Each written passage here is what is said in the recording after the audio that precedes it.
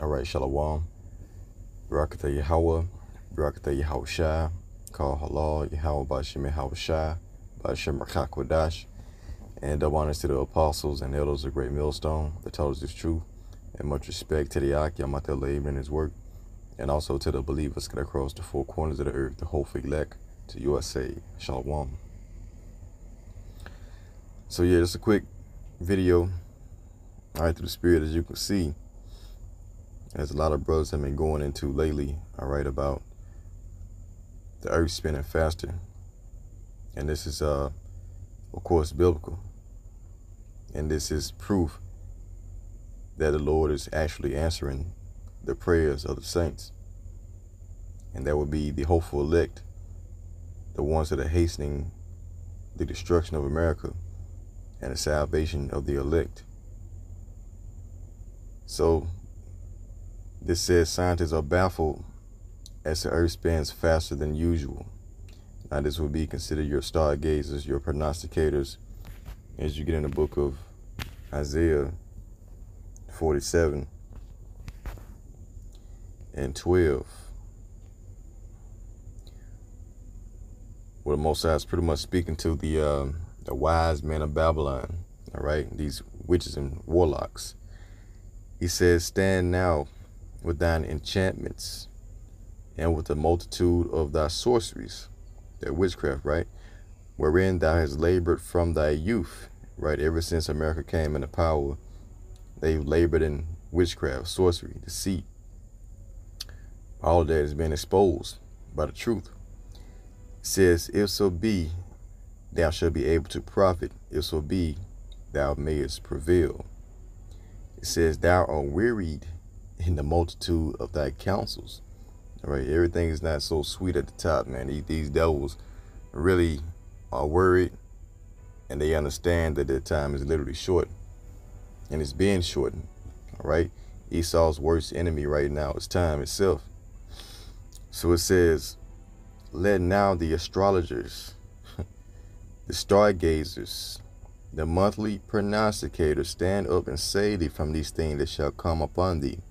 And so Esau depends on his warlocks and witches to gaze at the stars to determine, all right, things that are in the heavens, false time or whatever it may be.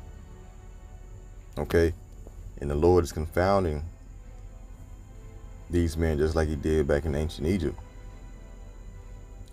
So let's get the definition for the astrologers. And right in Hebrew 1895, it says, be an astrologer. Strong's definition to be a horoscopist. A horoscopist, okay? So this is why they got the the big telescopes looking out into the heavens, and they're watching the chariots. Also, they're watching the constellations as well. All right, and they use these things to determine what they need to do next. All right, so let's see. Let's get stargazers. Okay, see? In the Hebrew 2374, stargazer, you get a seer vision. All right, these would be their modern day prophets, the witches and warlocks who gaze at the stars and the constellations, and they determine, all right, by consulting with demons, what to do next as far as the future is concerned. They deal with prophecy on the left-hand side also. All right. Strong's definition, a beholder in vision, also a compact, as looked upon with approval, agreement, profit. See that? Okay. It literally says, see that. Seer, stargazer. Okay. So yeah. These are Esau's prophets on the left-hand side. To let them know exactly what they need to do, and they're being confounded.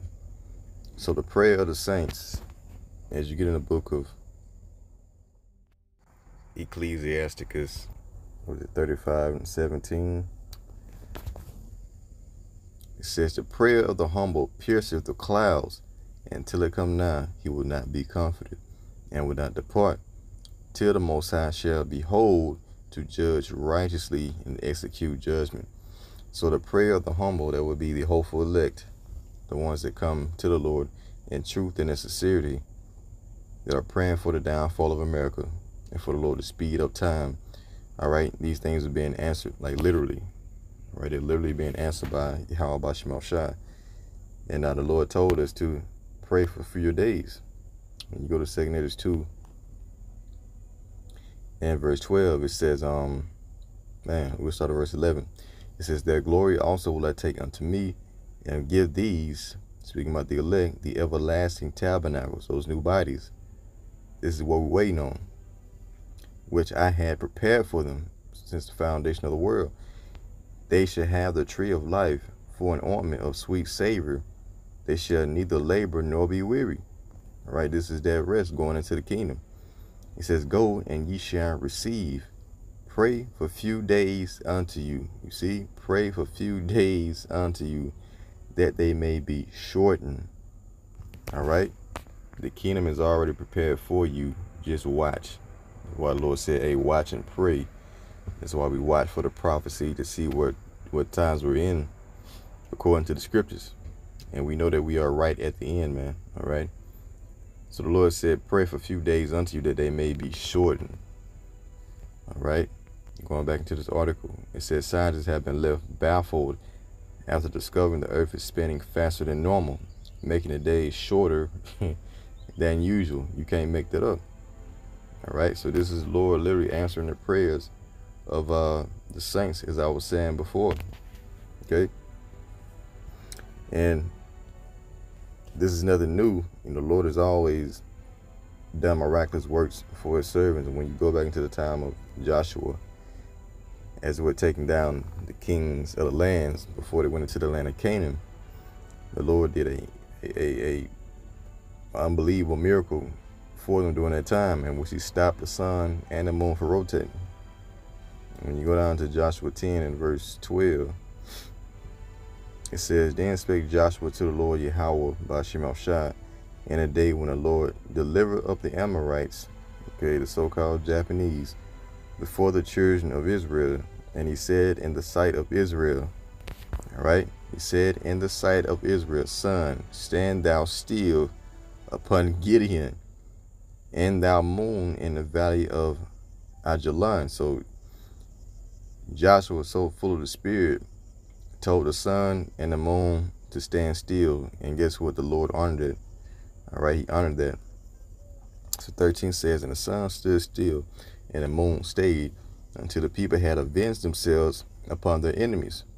Is not this written in the book of Joshua? And of course, we don't have the complete records of Joshua. We'll probably get that in the kingdom, of course. All right, the book of Joshua now is corrupt. So it says, so the sun stood still in the midst of heaven, and hastened not to go down about a whole day. And there was no day like that before it or after it, that the Lord Yahweh hearkened unto the voice of a man, for the Lord fought for Israel. And this is the same thing that he's doing today. He's showing these miraculous works on the behalf of the elect. All right. Of course, we always get Matthew 24 and 22, because unless the Lord, shortens these days, then, as the scripture say, no flesh will be saved. Let's go ahead and get it. Matthew 24 and 21. For then shall be great tribulation, such as was not since the beginning of the world to this time, no, nor ever shall be. And except those days should be shortened, there shall no flesh be saved. But for the elect's sake, those days shall be shortened. All right. And so we're praying to Yahweh Shemel Shai to destroy this place. And this is why we see, the talks of nuclear war. All right. Being commonly talked about within the news. Okay, so this is from the ABC News. The UN chief warns the world is one step from nuclear annihilation. And we understand, according to prophecy, that America will be completely destroyed by nuclear fire. And this is what we, are yearning for, right? Because without the destruction, there can be no salvation. All right, so the Lord is bringing these things to pass, man. So the prayer of the saints, I think it's mentioned in Revelation the 8th chapter. All right. the Lamb breaks his seventh seal. Yahweh Shai looses seals in Revelation, and he was revealing to John the Revelator the things that must surely come to pass. All right. Now we'll start at Revelation 8:2. It says, "And I saw the seven angels which stood before the Most High, Yahweh Shai, and they were given 7 trumpets. And another angel came and stood at the altar, having a golden censer." And a golden censer, you don't know what that is. It's literally just a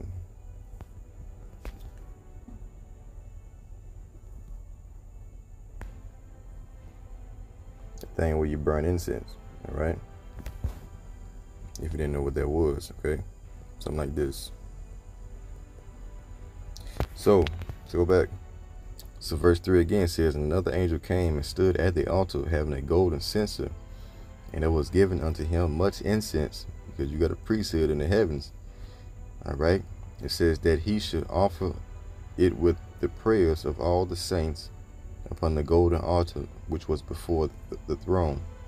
It says, "And the smoke of the incense which came with the prayers of the saints," that's us today, ascended up before the Most High out of the angel's hands, right? It says, "And the angel took the censer and filled it with the fire of the altar and cast it into the earth." You know what that's symbolic for, right? The missiles. And there were voices and thunderings and lightnings and earthquake, right? And so we got to keep sending up prayers to our Lord Yahweh Shai, all right? Because he's making these things happen for the elect's sake. So I thought that this was, you know, monumental, just like a lot of other brothers as well, okay? So scientists baffle as the earth spins faster than usual. That's the spirit of Yahweh Shai. So with that, Lord willing, you're edified. Till next time I say, Shalom.